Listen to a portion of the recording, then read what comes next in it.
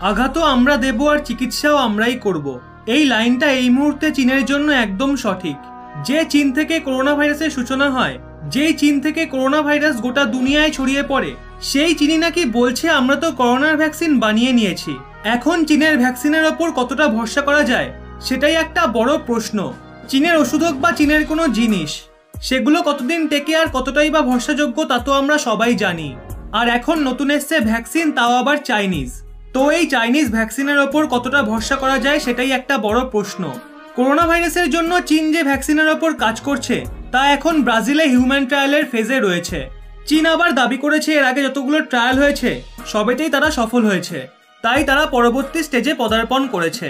চীন যেই ভ্যাকসিনের ওপর কাজ করছে তা কোন কোম্পানি বানাচ্ছে আর ওই ভ্যাকসিনের বিশেষত্বই বা কি, সেই সব কিছুই আজকের ভিডিওয় আপনাদের জানাবো।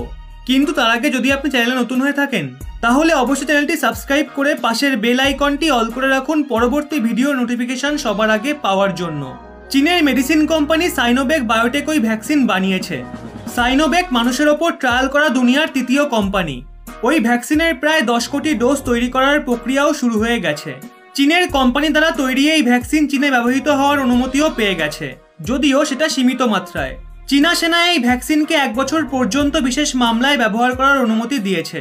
সব থেকে ভাবনার বিষয় হলো, একদিকে ট্রায়াল চলছে আর অন্যদিকে চীনা সেনা বলে দিয়েছে যদি খুব বেশি প্রয়োজন পড়ে তাহলে এই ভ্যাকসিন ব্যবহার করতে পারেন। কিন্তু যেটার এখনো আধিকারিক মঞ্জুরিই মিলল না সেটার ব্যবহার কি করে হতে পারে। চীনকে নিয়ে এরকম অনেক প্রশ্ন উঠছে, চীনের ভ্যাকসিন নিয়ে অনেক প্রশ্ন উঠছে। প্রথম প্রশ্ন হলো, চীন কি আবার কোনো ষড়যন্ত্র করছে?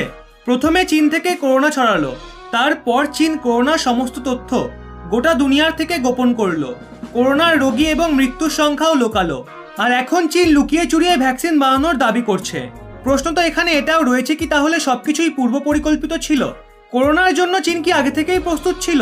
তারপর যে আইসোলেশনের কথা বলা হয়, হাসপাতালের কথা বলা হয়, সেগুলোও কি পরিকল্পিত ছিল?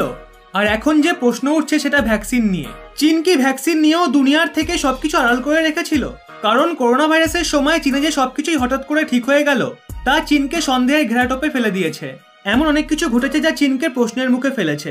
ওদিকে ডোনাল্ড ট্রাম্পও বলে দিয়েছিলেন যে এর পরিণাম তো ভুগতেই হবে, কিন্তু সেই কথা শুধুমাত্র ইশারা ছিল।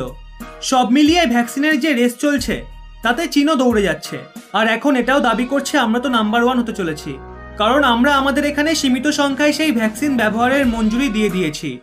এর মাঝেই WHO ভ্যাকসিন নিয়ে বড় বয়ান দিয়েছে। বিশ্ব স্বাস্থ্য সংস্থা জানায় 2021-এর আগে কোনো ভ্যাকসিন তৈরি হওয়ার কোনো রকম সম্ভাবনা নেই। বিশ্ব স্বাস্থ্য সংস্থার কার্যকরী নির্দেশক মাইক রিয়ান বলেন, ভ্যাকসিন তাড়াতাড়ি আসা নিয়ে বেড়েছে জল্পনা। আমাদের বাস্তবটাকে মেনে নেওয়া উচিত। মানুষের সাথে চোখ মেলানোর সাহস রাখতে হবে। সাধারণ মানুষকে ভ্যাকসিন দেওয়ার আগে আমাদের সুনিশ্চিত হতে হবে যে ওই ভ্যাকসিন পুরোপুরি সুরক্ষিত এবং প্রভাবী কিনা। আমাদের এই সমস্ত কিছু যাচাই করতে সময় লাগবে। কিন্তু বাস্তবটাকে দেখা হলে পরের বছরের শুরুর দিকেই আমরা মানুষদের ভ্যাকসিনেট করা শুরু করতে পারবো। পেন হেলথ অর্গানাইজেশনও জানায় করোনার গতি এখনই কমবে না। করোনার জন্য দুনিয়া জুড়ে এখনো অবধি 6,31,000 মানুষের প্রাণ গেছে। ভারতে করোনার কেস 13 লাখের কাছাকাছি পৌঁছে গেছে। ভারতে এখনো অবধি 30,000 মানুষের প্রাণ গেছে। ভ্যাকসিনের রেসে অক্সফোর্ড ইউনিভার্সিটি এবং অ্যাস্ট্রাজেনেকার ভ্যাকসিন সবার আগে রয়েছে। আমেরিকান কোম্পানি মডার্নার ট্রায়াল লাস্ট স্টেজে পৌঁছে গেছে।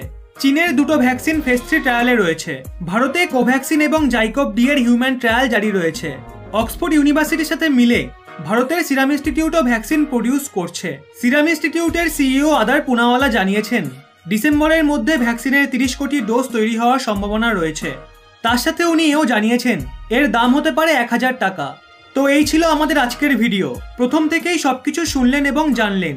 আচ্ছা, আপনাদের কি মনে হয় চীন ও WHO কি একসাথেই মিলে রয়েছে? চীনা ভ্যাকসিনের আগে কোনো ভ্যাকসিনই কি WHOর মান্যতা পাবে না? এই ব্যাপারে আপনার ব্যক্তিগত মতামত অবশ্যই কমেন্টে জানান। নন্দদুলাল রয় এবং দীপঙ্কর সর্দার সহ আরও অনেকে এই পরিবারের এমন কিছু সদস্য যারা বেশ সুন্দর সুন্দর কমেন্ট করেন। চাইলে আপনিও করতে পারেন। বেছে বেছে সেরা কমেন্টগুলো তুলে ধরবো আপনাদের সামনে। ভিডিওটি ভালো লাগলে অবশ্যই একটি লাইক করে সবাইকে শেয়ার করে দিন, কারণ সবার মতামত আমরাও জানতে চাই। আর এরকমই নিত্য নতুন তথ্য পেতে রহস্য বাংলা চ্যানেলটি সাবস্ক্রাইব করে পাশের বেল আইকনটি অল করে রাখুন।